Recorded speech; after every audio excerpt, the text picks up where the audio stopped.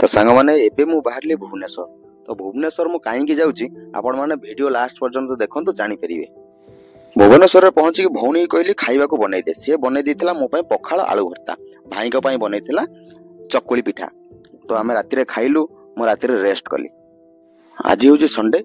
तो संडे सकाल सकाल उठिक आमे बाहरिलु शोरूम जीवा बाटरे आमे नेइथिलु सिटी बस रो साहाय्य, काहेकि ना फेरिला बेलको कार रे हमको आसीबार अछि। तो शोरूम रे जाई देखे तो गाड़ी रो एसी कॉइल लीक अछि। तो गाड़ी तो रिपेयर करिली, बिल पेमेंट करी फेरुथिलु। फेरिबा बाटरे भाणीजी कहला कदली खाइबा पई। तो मु संगे संगे पळै गली, ता पई कदली धरिकी पळै आसिली। तो एबे आमे चललु विवो केयर टिके फोन काम करिया रे अछि। तो जीवा बाटर देखो तो भुवनेश्वर एरिया रे भी रास्ता सारा पानी।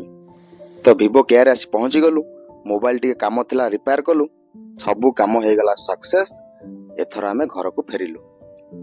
कहू कहू मु सबु कहिदेली कि अच्छा आपण माने जदि जानि पारले ताले कमेंट सेक्शन रे कहिले मु भुवनेश्वर काहे की आसीथिली।